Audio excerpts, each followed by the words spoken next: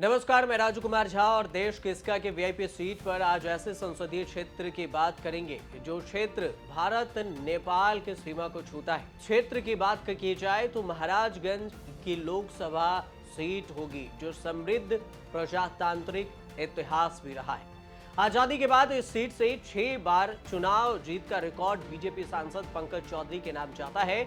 उनके पहले पूर्वांचल के गांधी के रूप में मशहूर सिग्नल लाल सक्सेना 4 बार सांसद बने।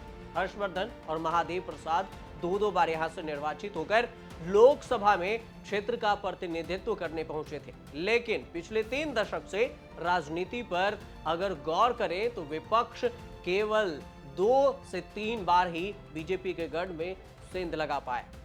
6 बार के सियासी सफर में पंकज चौधरी जीत का हैट्रिक लगा चुके हैं। हालांकि कांग्रेस की तरफ से सुप्रिया श्रीनेत भी मैदान में उतरी लेकिन हार गई। अब 2024 लोकसभा चुनाव की बारी है। कांग्रेस सुप्रिया श्रीनेत को मैदान में उतारने का प्लान बना रही है, तो वहीं पर दूसरी तरफ जो जीत का हैट्रिक देख बीजेपी पंकज चौधरी पर दांव लगाने की कोशिश करेगी इस बार फिर से। वहीं विपक्षी दल भी उलटफेर करने की रणनीति बनाने में जुटे हुए हैं। चुनाव से पहले उत्तर प्रदेश की महाराजगंज सीट पर क्या है समीकरण, इसे समझने से स्थानीय पत्रकारों की राय पहले आप सुनिए, उसके बाद आपको 2 लोकसभा सीटों का समीकरण बताएंगे। लोकसभा का सियासी समीकरण क्या दिख रहा है आपको? देखा जाए तो महाराजगंज का सियासी समीकरण जो है और पिछली बार के मुकाबले इस बार भी भाजपा बढ़त बना रही है। कुल देखा जाए तो 5 विधानसभा सीटों पे 4 सीटें जो है भाजपा के खाते में गई थी और 1 सीट कांग्रेस के खाते में गई थी।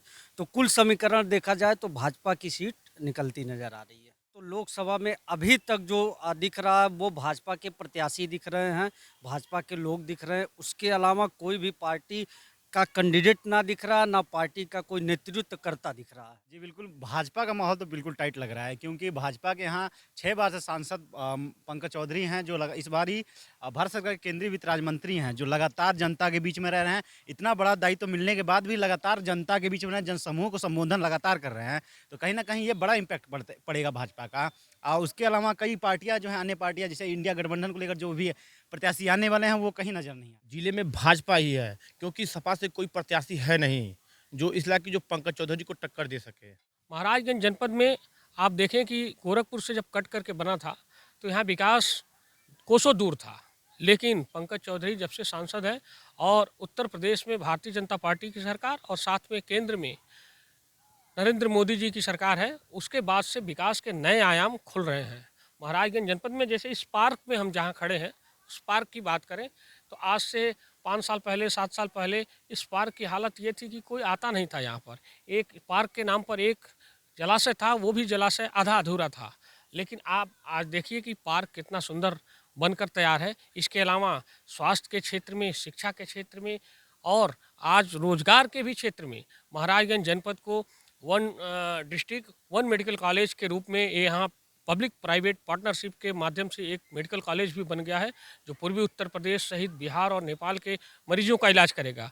तो महाराजगंज जनपद इस हिसाब से विकसित माना जाएगा। शिक्षा के क्षेत्र में भी कई ऐसे विद्यालय बने हैं, पॉलिटेक्निक और बाकी विद्यालय बने हैं जिनसे हमारे जो छात्र हैं वो भी सीख रहे हैं। तो कहीं ना कहीं विकास की जब बात आती है तो पंकज चौधरी को भुलाया नहीं जा सकता है। रनिंग जो वो है उसके लिए तो कहीं ना कहीं हर क्षेत्र में पंकज चौधरी का विकास बोल रहा है और वो विकास ही तो तय करता है कि जो राजनीति आगे आएगी, जो लोकसभा के चुनाव आएंगे वो कहाँ जाएगा।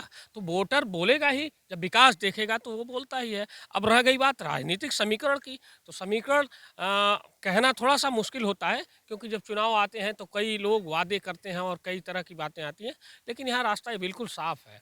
कांग्रेस को ये महाराजगंज की सीट मिली है, कांग्रेस और सपा के गठबंधन में कांग्रेस को ये सीट मिली है। अब कांग्रेस की बात कर लेते हैं कि यहाँ कांग्रेस में विरोधी पूर्व सांसद हर्षवर्धन जी की बिटिया जो सुप्रिया श्रीनेत जी हैं वो प्रवक्ता हैं कांग्रेस की, काफ़ी बड़ी लीडर्स हैं और यहाँ के नेतृत्वकर्ता भी हैं। पूर्व में चुनाव भी लड़ी थी लेकिन उन्होंने 70,000 वोट पाया था, जनता का विश्वास जो बहुत हासिल नहीं कर पाया था। लेकिन इस बार अगर वो आती हैं तो थोड़ी सी लड़ाई दिलचस्प होगी, लेकिन पंकज चौधरी का राह बिल्कुल आसान दिख रहा है अभी फ़िलहाल। इससे क्लियर हो रहा है कि यहाँ पर जो भी जिसको भी टिकट मिलेगा अगर बीजेपी से तो उसको तो फाइनल होना ही होना है। लेकिन सियासी दौर में ये है कि यहाँ जो बीजेपी के लोग हैं ये प्लानिंग के तहत चलते हैं और शुरू से लेकर अंत तक लगातार क्षेत्रों में भ्रमण करते रहते हैं। इसका इनके बेनिफिट है। और अन्य दल है और लोग हैं जो कभी यहाँ दिखते नहीं हैं, उसका प्रभाव पड़ेगा। इसलिए निश्चित तौर पर ये कहा जा रहा है कि अभी कोई कैंडिडेट नहीं है, ना कोई है, तो एक नंबर पर बीजेपी ही है।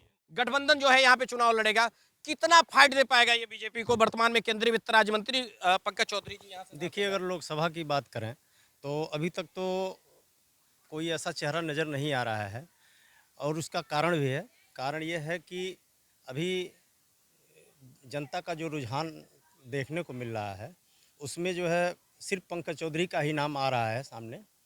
और अभी कांग्रेस से इनका चर्चा चल रहा है, जो गठबंधन चल रहा है कांग्रेस और सपा का, तो इसमें अभी कोई माहौल बन नहीं पाया है।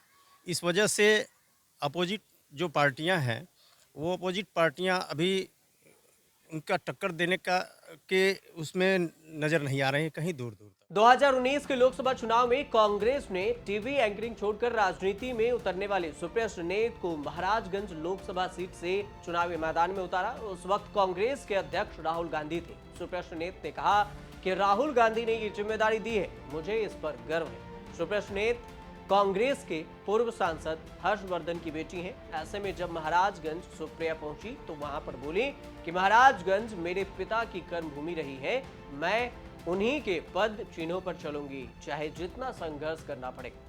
सुप्रिया ने यहां तमाम कांग्रेसियों से मुलाकात कर चुनावी तैयारियों पर चर्चा भी की, लेकिन अंदर की बात ये भी निकलकर सामने आई कि इससे पहले पार्टी ने बाहुबली नेता और पूर्व मंत्री अमरमणि त्रिपाठी की बेटी तनुश्री त्रिपाठी को टिकट दिया था। तनुश्री को कांग्रेस से पहले श्री पाल की नवगठित पार्टी प्रगतिशील समाजवादी पार्टी लोहिया ने टिकट दिया था, लेकिन ऐलान के 12 घंटे के भीतर ही कांग्रेस ने तनुश्री का टिकट काटकर टीवी एंकर सुप्रिया सुनेत को उम्मीदवार बनाया। लेकिन 2019 में सुप्रिया सुनेत हार गई। 2019 में चुनावी लोकसभा के परिणाम को अगर देखें तो बीजेपी के पंकज चौधरी 7,26,349 वोट से जीते और उन्हें 59.20% वोट मिला था, जबकि सपा के कुंवर अखिलेश सिंह को 3,85,925 वोट मिले थे। 31.45% वोट प्रतिशत रहा था। कांग्रेस की तरफ से सुप्रिया सुनेत को 7251 वोट ही मिल सके थे, जबकि 5.91% वोट प्रतिशत रहा था।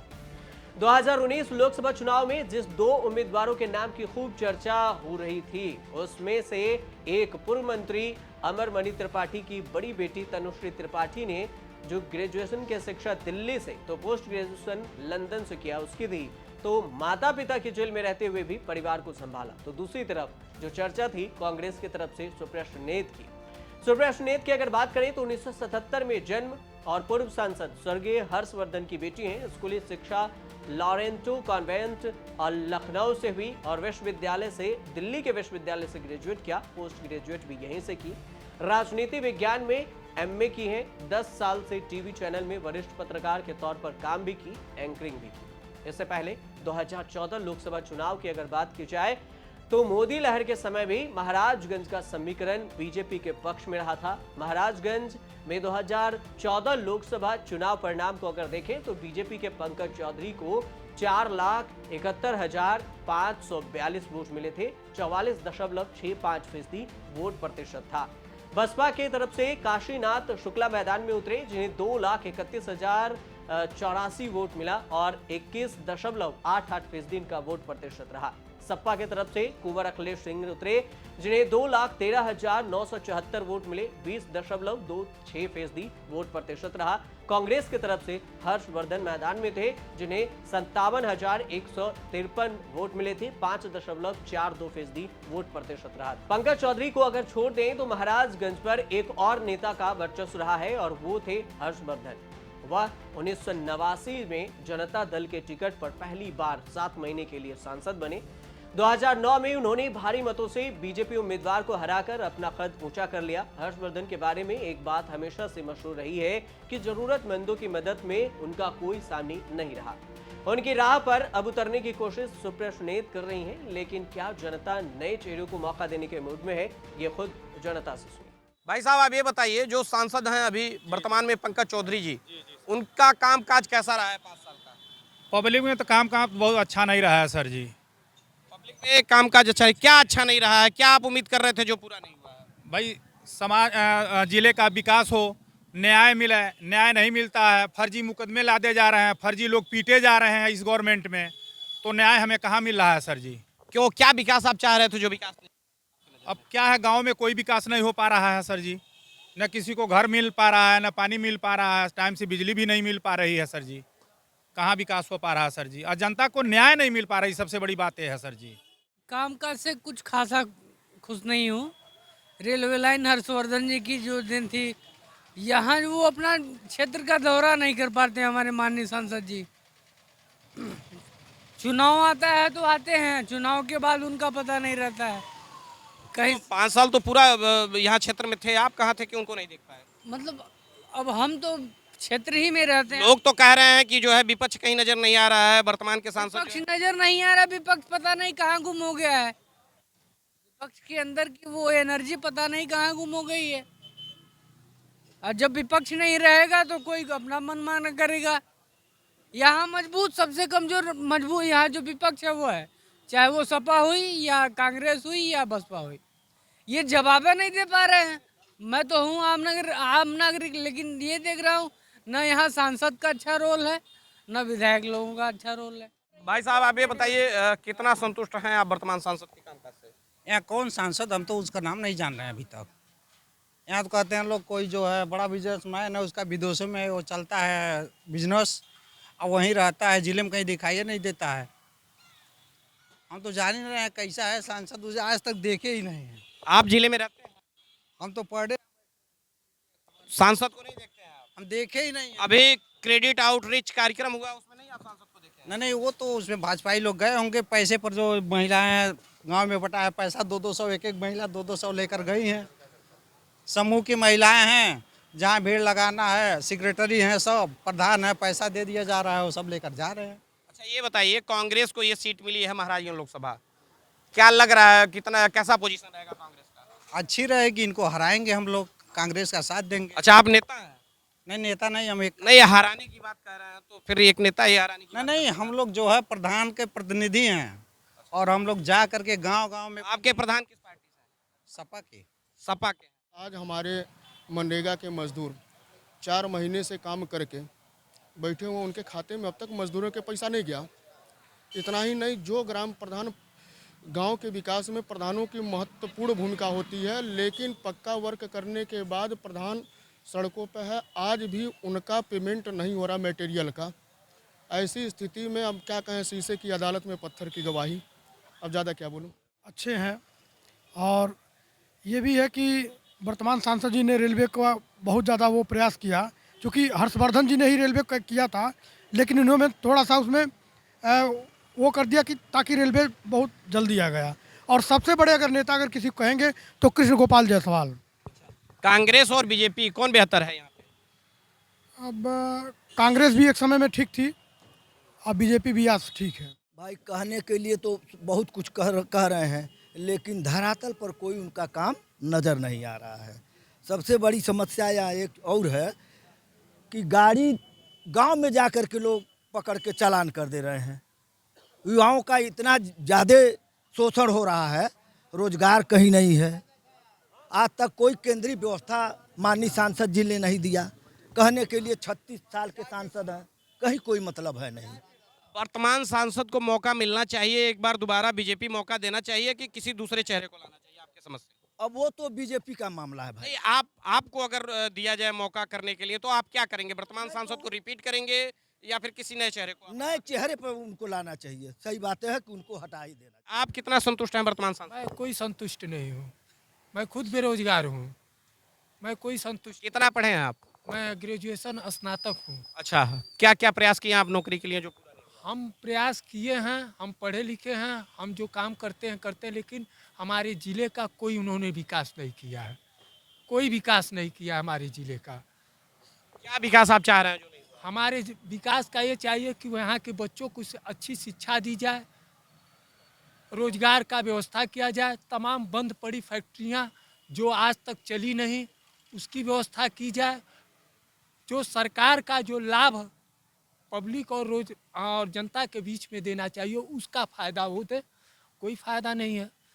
तो मैं उस सरकार से और उस सांसद से मेरा कोई विकास नहीं है। 45% महिलाओं और 67% पुरुषों वाले इस जिले में हमेशा की धाकड़ नेताओं की धमक रही है, हमेशा से। और बाहुबली और पूर्व मंत्री हरिशंकर तिवारी हों या फिर माफिया पूर्व विधायक वीरेंद्र प्रताप शाही, इस इलाके में असरदार रहे हैं। बाद के दिनों में पूर्व मंत्री अमरमणि त्रिपाठी उभर कर सामने आए।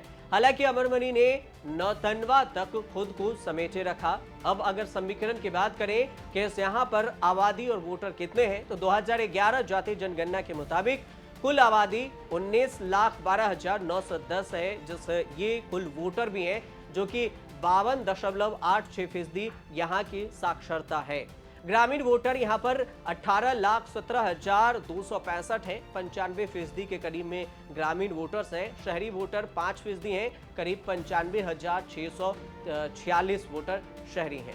महाराजगंज लोकसभा निर्वाचन क्षेत्र में अन्य पिछड़ा वर्ग यानी कि ओबीसी की आबादी 56% से अधिक मानी जाती है। यहाँ ओबीसी समुदाय में कुर्मी, पटेल, चौरसिया, निषाद, यादव, मौर्य, चौहान, सुनार और इसके अलावा लोहार भी शामिल हैं, जबकि उच्च जाति समुदाय में ब्राह्मण कुल मतदाताओं का 12% है। क्षत्रिय और कायस्थ समुदाय का एक छोटा प्रतिशत भी यहाँ पर रहता है। दलित आबादी में बहुसंख्यक जाट भी हैं। दलितों के जाटों के अलावा धोबी और पासी भी यहाँ पर शामिल हैं। मुस्लिम मतदाता भी यहाँ पर संख्यात्मक रूप से महत्वपूर्ण भूमिका निभाते हैं। यहाँ अनुसूचित जनजाति की 2 जातियों भी निवास करती है। अगर परसेंटेज में देखें कि किस जाति की कितनी फीसदी आबादी यहाँ पर निवास करती है, तो बौद्ध धर्म के 0.6%, ईसाई धर्म के 0.13%, जैन धर्म के 0.1%, मुस्लिम धर्म के 17.09%, अनुसूचित जाति के 18.4%, अनुसूचित जनजाति के 0.6%, सिख समुदाय के 0.05%। महाराजगंज के सांसद पंकज चौधरी कुर्मी समुदाय से हैं। पिछड़ी जाति के बड़े नेताओं में से उनकी गिनती होती रही है। सियासी रणनीति में माहिर पंकज चौधरी पश्चिमी बंगाल की 4 लोकसभा सीटों के प्रभारी भी रह चुके हैं। अब 2024 लोकसभा चुनाव की बारी है। ऐसे में मैदान में कांग्रेस, बसपा, बीजेपी के उम्मीदवार उतर सकते हैं। कांग्रेस और सपा के बीच में यूपी में सीटों को लेकर गठबंधन हुआ है। सियासी अटकलें लगाई जा रही है कि कांग्रेस की तरफ से सुप्रिया श्रीनेत तो बीजेपी की तरफ से पंकज चौधरी को ही मैदान में उतारा जाएगा। ऐसे में अगर पंकज चौधरी के बारे में बात करें तो मोदी कैबिनेट में शामिल पंकज चौधरी पूर्वांचल के महाराजगंज संसदीय सीट से 6 बार सांसद रह चुके हैं। सियासत में शालीन छवि के लिए मशहूर पंकज चौधरी गोरखपुर नगर निगम के पार्षद से अपनी राजनीतिक कैरियर का शुरुआत साल 1989 में किया था। वह उप महापौर भी रह चुके हैं। 1991 में प्रदेश बीजेपी कार्य समिति के सदस्य के रूप में भी शामिल हुए। वहीं से सियासत में कद बढ़ना शुरू हुआ। 10वीं लोकसभा चुनाव में बीजेपी ने उन्हें महाराजगंज संसदीय क्षेत्र से टिकट दिया। पहली बार में ही वह चुनाव जीत गए। इस जीत के साथ उन्होंने जीत के हैट्रिक लगाई। 13वीं लोकसभा चुनाव हार गए। 14वीं लोकसभा में जनता ने भरोसा जताया और फिर से वो जीत में कामयाब हुए, सांसद चुनकर संसद पहुंचे। 15वीं लोकसभा में फिर से उन्हें हार मिली, लेकिन उसके बाद पंकज चौधरी को 15वीं लोकसभा के बाद 16वीं और 17वीं लोकसभा में जबरदस्त जीत हासिल हुई।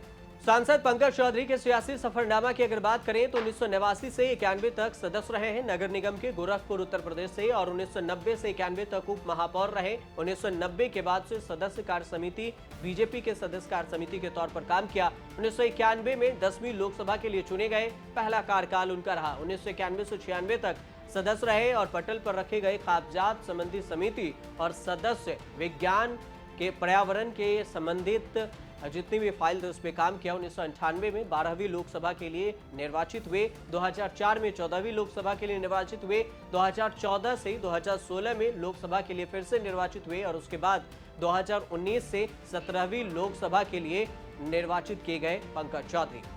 गोरखपुर घंटाघर के हरिवंश गली शेखपुर के रहने वाले पंकज चौधरी का जन्म 20 नवंबर 1964 में भगवती प्रसाद चौधरी के घर में हुआ था। चौधरी गोरखपुर विश्वविद्यालय से ग्रेजुएट है। परिवार में उनकी पत्नी भाग्यश्री, बेटा रोहन चौधरी और एक बेटी भी है। कुर्मी बिरादरी में अच्छी पकड़ के साथ साथ बिरादरी में उनकी सोशल इंजीनियरिंग के विरोधी के भी कायल हैं लोग। यह उनकी कुशल राजनीति सूझबूझ की कमाल है। गोरखपुर से अलग होकर जब महाराजगंज जिला बना तभी से जिला पंचायत सीट पर बीजेपी का ही कब्जा रहा। इसमें सांसद के तौर पर भाई प्रदीप चौधरी और मां उज्ज्वला चौधरी अध्यक्ष रह चुकी हैं। आरक्षण बदलने के बाद भी पंकज चौधरी के करीबी और भरोसेमंद ही जिला पंचायत के अध्यक्ष बने। अब 2024 लोकसभा चुनाव की बारी है। देखने वाली बात यह होगी कि 2024 में कौन जीत पाता है। सुप्रिया सुनेत अगर कांग्रेस उतरती है तो सुप्रिया सुनेत पासा पलटने में कामयाब होती है या फिर पंकज चौधरी फिर से बरकरार रहते हैं। आप देखते रहिए न्यूज़।